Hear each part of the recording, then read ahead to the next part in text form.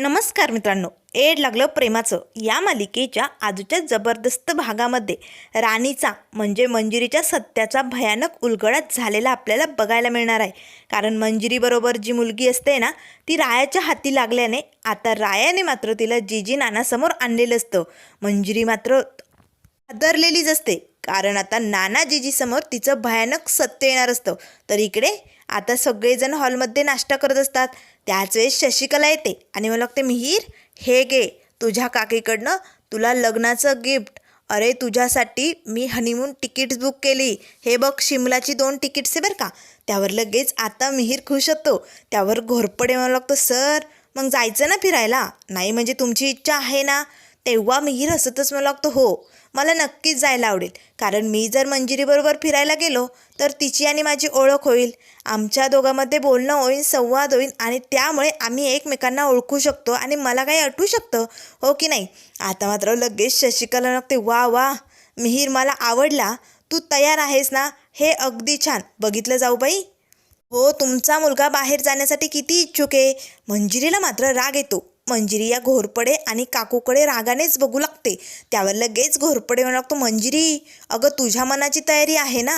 हे बघ सर अगदी मनापासून हनीमूनला जायला तयार आहे, तू आहेस ना?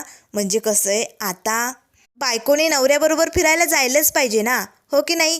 त्यावर शशिकला म्हणू लागते, मग घोरपडे अगदी बरोबर.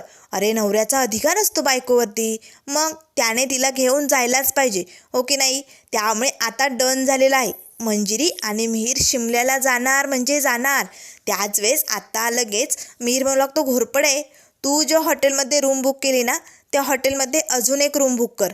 आता लगेच सगळ्यांना धक्काच बसतो. सगळेजण मिहीरकडे बघू लागतात. त्यावर शशिकला म्हणू लागते, काय अजून एक रूम कुणासाठी? त्यावर मिहीर म्हणू लागतो, मंजिरीसाठी. आता घोरपडे आणि शशिकलाला तर धक्काच बसतो, कारण आता 2 रूम म्हटल्यानंतर यांच्या प्लॅनचा तर चक्काचूर झालेला असतो ना. त्यावर घोरपडे म्हणू लागतो, सर अहो 2 रूम कशाला हव्यात, तुम्ही हनीमूनला जातायत ना. त्यावर लगेच आता मिहीर म्हणू लागतो, हे बघ जय, अरे मंजिरीने अजून मला स्वीकारलेलं नाही आहे. ती जरी माझी बायको असली तरी मला सगळं काही आठवत नाही आहे ना, आणि मी एक मित्र म्हणून तिच्याबरोबर जाणार आहे. मला तिच्यावर कुठलीही जबरदस्ती करायची नाही आहे.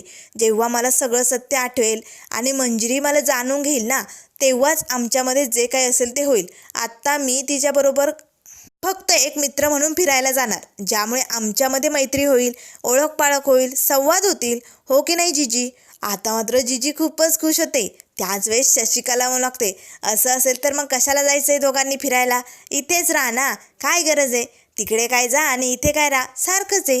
त्यावर लगेच आता मिहीर म्हणू लागतो, नाही काकू अगं या सगळ्यामुळे फायदा तर होणारच आहे ना. मला पूर्वीचं सगळं काही आठवू शकतं, ज्यावेळेस मंजिरी आणि मी मित्रमैत्रीण होतो त्यावेळेस आमच्यात प्रेम झालं होतं ना, कदाचित ते सगळं आठवू शकतं. त्यामुळे कुठेतरी फायदा आहेच, म्हणून मला फिरायला जायचं आहे मंजिरीबरोबर. आता लगेच जीजी पटकन मंजिरीजवळ येते, मंजिरी अगं आता तुझ्या मनात कुठलाही किंतु परंतु नाही आहे ना. अगं बघ माझा मिहीर तुझा किती विचार करतोय मंजिरी, आता तुला काहीच प्रॉब्लेम नाही आहे ना, तू जाशील ना मंजिरी. त्यावर लगेच शशिकला लागते, जाशील ना म्हणजे जावंच लागेल. पण आता शशिकलाला खूपच राग येतो, कारण सगळा प्लॅन विस्कटलेला असतो ना. तेव्हा ती घोरपडेजवळ येते आणि मला लागते, काय उपयोग आता जाऊन, दोघांना एकत्र राहायचंच नाही तर कशाला पाठवायचं. त्यावर घोरपडे म्हणू लागतो, शशिकला जाऊ दे, इकडनं या दोघांना फक्त बाहेर जाऊ दे, मग बघ काय करतोय आपण ते, त्यामुळे आता तू काहीच बोलू नको. तर आता लगेच जीजी म्हणू लागते, मंजिरी हे बघ आता तर तुला शिमलाला जावंच लागेल. तुझ्या नानाजीची ही इच्छा समज, तुला त्यांची ही इच्छा पूर्ण करावीच लागेल. करशील ना, माझ्यासाठी एवढं करशील ना गं मंजिरी. मंजिरीला काय उत्तर द्यावं काही सुचत नाही. तर इकडे आता राया आपल्या घरी असतो. डिफिकल डंकी खूप भडकलेले असतात. तेव्हा डिफिकल म्हणू लागतो, रायभाऊ अरे एवढ्या दरिद्रीपणाने कसे वागू शकतात हे लोक. हा घोरपडे एक तराचा, ती शशिकला एक तराची, दोघं 2 तराचे, आणि त्यामुळे ना फक्त मंजिरी ताईला त्रासच होतोय. अरे काय चालू आहे या दोघांचं. अरे खोटं लग्न केलं म्हणून लगेच हनीमूनला पाठवणार का. आणि रायभाऊ या सगळ्यामुळे ना मंजिरी ताईला त्रास होतोय, त्यामुळे तू कसं शांत बसून हे सगळं बघू शकतो. त्यावर लगेच रायम लागतो, डिफिकल्ट अरे मला सगळ्यात जास्त त्रास याचा होतोय, माझ्या मिस फायरला खूप त्रास सहन करावा लागतोय रे. खरंच तिचं मन काय म्हणत असेल रे, मला खरंच खूप टेन्शन आलंय. आणि आता बास, आता मी माझ्या मिस फायरला हा त्रास नाही होऊ देणार. तेव्हा डिफिकल्ट म्हणू लागतो, राय भाऊ मंजिरी ताईला झालेला त्रास तुला बघवत नाही ना, तुलाही वेदना होतात ना, अरे मग का सहन करतोय, का हे खोटं नाटक करायचं बायको असल्याचं, सत्य सांगून टाक आणि मोकळा हो. मंजिरी ताई तुझी बायको आहे, त्या मिहीरची नाही, कशाला हे खोटं नाटक करत बसायचं. त्यावर राय म्हणू लागतो, डिफिकल्ट अरे हे नाटक आम्ही का करतोय माहिती आहे ना, फक्त नानाजीजीसाठी. अरे नानाजीजींना त्यांचा पोरगा परत मिळावा म्हणून हे सगळं चालू आहे, नाहीतर दुसरं काहीच नाही रे. आणि नानाजीजीचे माझ्यावरती खूप उपकार आहेत, त्यामुळे मला हे करणं भागच आहे की नाही. पण आता बस, आता या घोरपड्या आणि शशिकलामुळे माझ्या मिसफायरला मी कुठलाही त्रास होऊ देणार नाही, मी आलोच, असे म्हणत आता राया तिकडनं निघालेला असतो. तर आता मंजिरी सरळ थेट आता विठुरायाच्या मंदिरात आलेली असते. आता मंजिरी विठुरायासमोर येताच हात जोडतच म्हणू लागते, विठुराया अरे बघतोयस ना, अरे काय चालू आहे सगळं, अरे का मला असा पेचात पाडतोय तू. हे बघ विठुराया, जे काही झालंय, जे काही सत्य आहे, तुला सगळं काही माहिती, तुझ्यापासनं काय लपवायचं. ती राणी म्हणजे मीच आहे हे तुलाही माहिती, आणि त्यावेळेस मी मीरला का मारलं, मी अशी का वागले, हेही सत्य तुला माहिती. त्यामुळे विठुराया अरे का हे खेळ मांडले तू. हे बघ मी ना अशी दुई थडीवरती उभी राहिल्यासारखी गंमत झाली. अरे माझं रायावरती प्रेम होतं, आत्ता कुठे आमचं लग्न झालं आणि मला माझ्याच नवऱ्यासमोर दुसऱ्याची खोटी बायको असल्यासारखं वागावं लागते. विठुराया हे तुला पटतंय का. मला पटत नाही, आणि मुळात म्हणजे मला त्या मिहीरबरोबर कुठेही फिरायला जायचंच नाही. त्यामुळे विठुराया आता तुला माझी मदत करावीच लागेल. असं काहीतरी कर ज्यामुळे मला त्या मिहीरबरोबर जाता येणार नाही. तुला काहीतरी मार्ग दाखवावाच लागेल. तुला माहिती आहे ना माझं त्या मिहीरवरती प्रेम नाही आहे. त्यामुळे विठुराया काहीतरी मार्ग दाखव रे. तेवढ्यात आता जोराचा वारा सुटलेला असतो. आता मात्र विठुरायासमोर जी समई चालू असते ना, ती आता विझणार. तेच मंजिरी पटकन आपल्या हातांनी आता ती समई अशी झाकून ठेवते. आता मात्र वाऱ्यामुळे त्या समईची जी आग असते ना, ती मंजिरीच्या हाताला लागते आणि तिला चोऱ्याचा चटका बसतो. आता ती जोरात आई ग असं ओरडते. त्याच वेळेस आता इथे मंजिरीच्या डोक्यात एक प्लॅन आलेला असतो. अरे बापरे, माणसाच्या शरीराला जर वेदना झाल्या, त्रास झाला, तर माणूस बाहेर कुठे फिरायला जाऊ शकत नाही, कारण तेवढा त्रास त्याला सहन करावा लागतो ना. मग माझ्याच शरीराला जर काही वेदना झाल्या तर मग तर मला कोणीच कुठे जाऊ देणार नाही. मला इथेच थांबता येईल आणि मला त्या मिहीरबरोबर जायचंच नाही, म्हणून मला तर एवढं करावंच लागेल, असे म्हणत आता मंजिरी पटकन आपला हात त्या समईवरती धरते. आता मात्र मंजिरीला खूप त्रास होत असतो, कारण तिचा हात भाजला जात असतो ना. पण आता मिहीरबरोबर जायचं नाही, मला रायाबरोबर इथेच थांबायचे, म्हणून मंजिरीने ही तकलीफ सहन केलेली असते. आता तिचा तळहात पूर्ण भाजलेला असतो. तेवढ्यात आत्ता इकडे घरी मात्र राया आता मिसफायरला शोधत शोधत मंदिरापर्यंत आलेला असतो. मिसफायर कुठे दिसत नाही, कुठे गेली. तेवढ्यात आता रायाचं लक्ष लगेच मंदिरात असणाऱ्या मिसफायरकडे जातं. आता मंजिरीने समईवरती हात ठेवलाय हे बघताच राया धावत येतो आणि मिसफायरला बाजूला ढकलतो. मिसफायर अगं काय करते तू, अगं किती भाजलंय मिसफायर, अगं का हा वेडेपणा करते, अगं अशाने तुला किती त्रास होईल, किती लागलंय. आता मंजिरीचा तळहात पूर्ण लाल भडक झालेला असतो. आता त्यात हातांची कातडीही निघालेली असतात, खूपच भाजलेला असतो. तेव्हा मंजिरी रडतच म्हणू लागते, राया मला त्या मिहीरबरोबर कुठेही जायचं नाही, मला तुझ्याबरोबर इथेच थांबायचे, म्हणून हे सगळं केलं. तेव्हा राया लागतो, मिसफायर वेडी आहेस का गं तू, अगं अशाने तुलाही त्रास होईल आणि मलाही त्रास होईल, कधीतरी माझ्याही मनाचा मिसफायर विचार करत जा. हे बघ पुन्हा असं काही वागायचं नाही आणि तुला तुझ्या या रायाने सबूत दिला होता ना, हा राया तुला कुठेही जाऊ देणार नाही म्हणून, मग मिसफायर अशी कशी वागू शकतेस ग तू. चल आता आपण पटकन हॉस्पिटलला जाऊया, असे म्हणत आता राया मंजिरीला हॉस्पिटलला घेऊन जातो. तर इकडे आता सगळेजण आता मंजिरीची वाट बघत असतात. तेव्हा शशिकला म्हणू लागते, घ्या जाऊ बाई, अहो तुमची लाडकी सून मंजिरी कुठे उंदडायला गेली तिचं तिलाच माहिती, अजून कशी आली नाही, किती वेळ झाला, कुठे राहिली. इथे बघा तुमचा लेक किती सुकून गेलाय, बघा बघा त्या मिहीरच्या चेहऱ्याकडे बघा. अहो मंजिरीची वाट बघतोय हो, करा करा तिला फोन वगैरे करा, म्हणजे येईल लवकर. कुठे गेली, काय करते बघावं लागेल की नाही. तेवढ्यात आता लगेच मंजिरी आणि राया आलेले असतात. त्याच वेळेस घोरपडे मला लागतो, फोन करायची गरज नाही आहे, मंजिरी आली, ते बघा राया घेऊन आलाय. आता मंजिरीच्या हाताला पट्ट्या वगैरे गेलेले असतात. तेव्हा लगेच आता मंजिरीकडे बघतात जीजी विचारू लागते, मंजिरी अगं काय झालं तुला, काय लागलं तुझ्या हाताला. तेव्हा लगेच आता मंजिरी म्हणू लागते, जीजी अगं मी मंदिरात गेले होते आणि मी समय लावत असतानाच ती समय माझ्या हातावरती पडली आणि मग काय हाताला खूपच भाजलं आहे गं, म्हणून राया मला डॉक्टरांकडे घेऊन गेला होता. तेव्हा राया लागतो, हो जीजी मिसफायरचा हात खूपच भाजला आहे आणि डॉक्टरांनी मलम वगैरे दिलं आहे, गोळ्या औषधं इंजेक्शनही दिलं आहे, 2-3 दिवस आराम करायला सांगितलं आहे आणि बाहेर कुठेही न जाता घरातच थांबावं लागणार आहे म्हणे, कारण इन्फेक्शन झालं तर जखम अजून चिघळू शकते आणि वाढू शकते, त्यामुळे काळजी घ्यायला सांगितली. तेव्हा लगेच आता शशिकला लागते, अरे बापरे खूपच भाजले का, जळतंय का, खूप आग होत असेल ना. त्यावर लगेच घोरपडे म्हणू लागतो, हो शशिकला आता भाजले म्हटल्यानंतर आग तर होणारच ना, मग चांगली जळकी उठली असेल त्याला. त्यावर शशिकला म्हणू लागते, मग मंजिरी तू आता जाच मिहीर बरोबर, आता तू शिमल्याला जाच. कसं आहे ना, शिमल्याला खूप थंडी असते, तिकडे बर्फ पडलेला असतो ना आणि त्यामुळे जे वातावरण असतं ना ते अगदी थंडगार असतं आणि मग तुझ्या या हाताची जळकी, हा जो काही तुला त्रास होतोय ना, वेदना होत आहेत ना, त्या बर्फामुळे त्या वेदना सगळ्या दूर होतील आणि तुला असं बरं वाटेल. तुझ्या हाताची आगही शांत होईल आणि मनाचीही शांत होईल. जाशील ना मंजिरी. त्यावर लगेच घोरपडे म्हणू लागतो, जाशील का म्हणजे काकू जावंच लागेल, तेच फायद्याचं राहील ना. त्यावर लगेच घोरपडे म्हणू लागते, राया तू माझ्याकडे काय बघतोय, जावं लागणार आहे तिला, तिकडेच तिचा फायदा आहे. त्यावर लगेच राया म्हणू लागते, घोरपड्या तुला कोणी तुझं मत विचारलं नाही ना, मग गप बसायचं. तू डॉक्टर आहे मग कशाला सल्ला देतोय, डॉक्टरांनी सांगितलं इन्फेक्शन होईल, असं काही करू नका, कुठेही बाहेर जाऊ नका. मग तू कोणालाही सांगणारा, आणि मिसफायरला किती भाजले ना हे मी बघितलं आहे जीजी, मिसफायरचा हात खूप भाजला आहे जीजी, त्यामुळे तिची काळजी घ्यावीच लागणार आहे, नाहीतर हाताची जखम वाढेल आणि नंतर जर पसरली तर हातही काढावा लागेल. त्यामुळे जीजी आपल्याला काळजी घ्यावी लागेल, आत्ता तरी तिला कुठे बाहेर जाता येणार नाही. तेव्हा शशिकला म्हणू लागते, राया तू डॉक्टर आहे, अरे तुझं मत तुझा सल्ला कोणी विचारतंय का, नाही ना, मग गप्प बसायचं, आम्हाला जे वाटतंय ना ते आम्ही करू, तू मध्ये बोलू नको. त्यावर लगेच आता रायम लागतोय, काकी तुलाही मध्ये पडायची गरज नाही. त्यावर घोरपडे म्हणू लागतो, चला कोणी मध्ये पडू नका, नवरा बायको काय असतील ते बघून घेतील. त्यावर लगेच आता जिजी म्हणू लागते, बास शशिकला घोरपडे बाद झालं, मंजिरी कुठेही जाणार नाही. मंजिरी तुला त्रास होतोय ना, मग नको जाऊ तू, नंतर आपण बघूया काय करायचे ते, जा आता तुझ्या रूममध्ये जा आणि आराम कर. आता मंजिरी लगेच आपल्या रूममध्ये निघालेली असते. त्याच वेळेस आता राया मिहीर सगळेजण तिच्याकडे बघत असतात. आता घोरपडे आणि शशिकलाचं तर प्लॅनची फुस झालेली असते, त्यामुळे दोघं जरा नाराज झालेले असतात.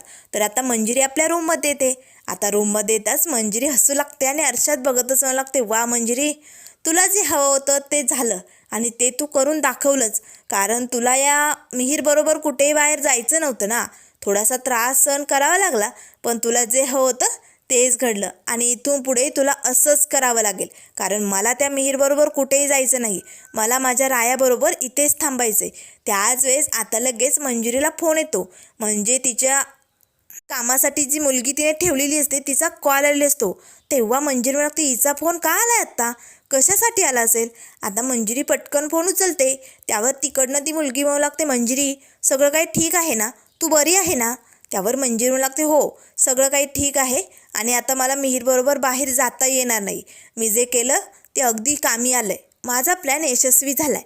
त्यावर लगेच ती मुलगी म्हणू लागते, हो अगं मग मंजिरी तू त्या मिहीरला का सहन करते, अगं त्याला सांगून टाक ना खरं खरं. हे बघ तुला त्या मिहीरचा काटा तुझ्या आयुष्यातनं काढावाच लागेल, तरच तू सुखी राहू शकते रायाबरोबर, कळतंय ना मंजिरी. तेव्हा मंजिरी म्हणू लागते, हो गं पण काय करावं काही सुचत नाही, याचाच विचार करते.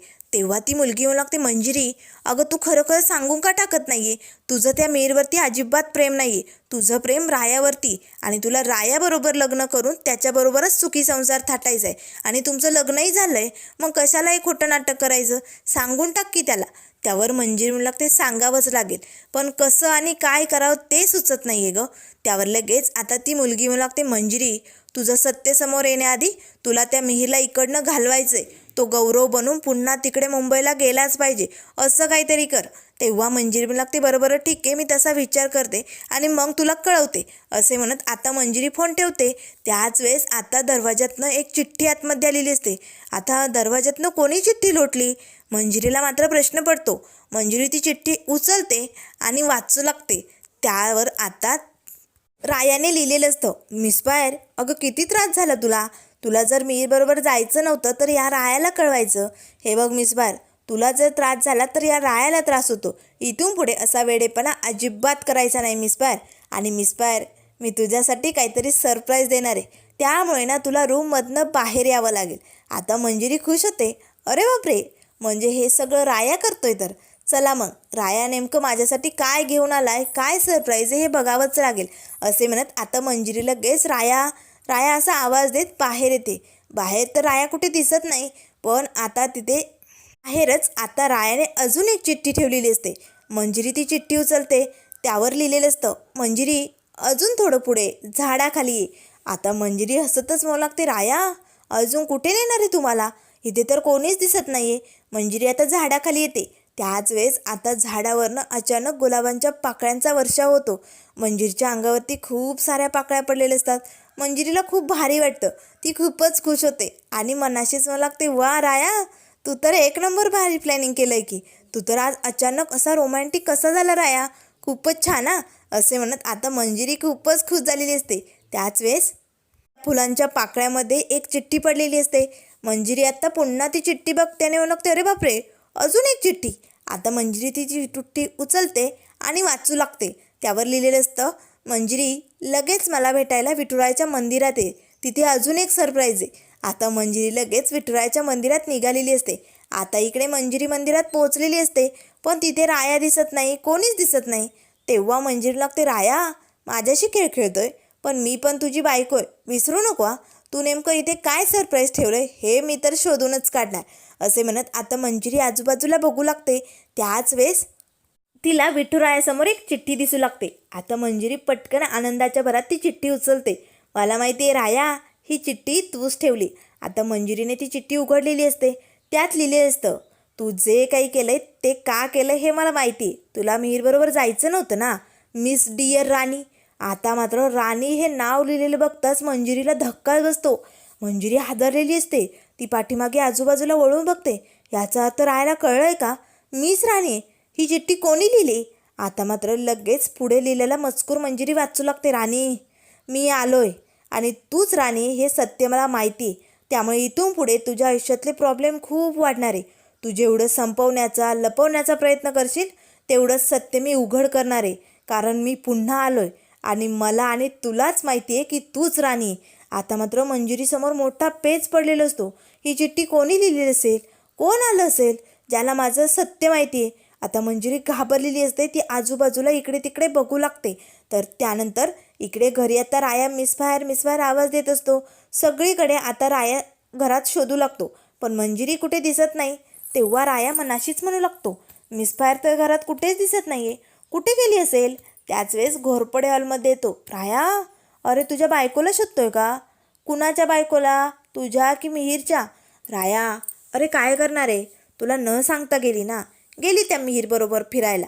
बघ, शेवटी आता तिचा तो नवरा आहे ना. आता रायाला या घोरपडेचा राग येतो.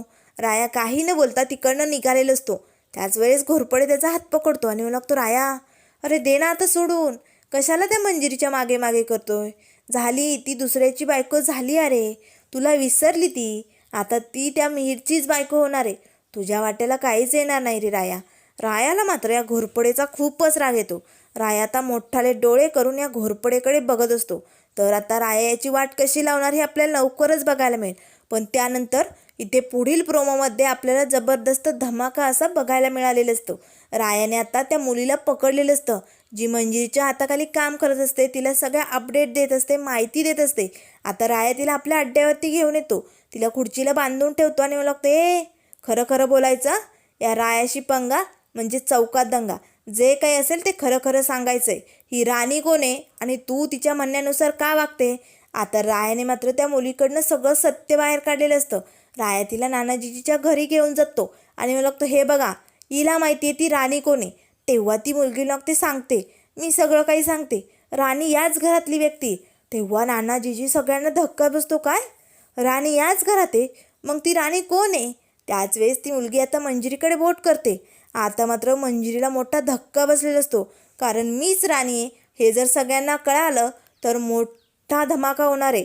आणि मात्र मंजिरीने हे सगळं का केलं, का मीरला मारलं हे सगळं सत्य आपल्यासमोर येणार आहे. त्यामुळे मित्रांनो, अशाच मालिकेंच्या अपडेट पाहण्यासाठी चॅनलला लाईक करा, सबस्क्राईब करा. व्हिडिओ पाहिल्याबद्दल धन्यवाद.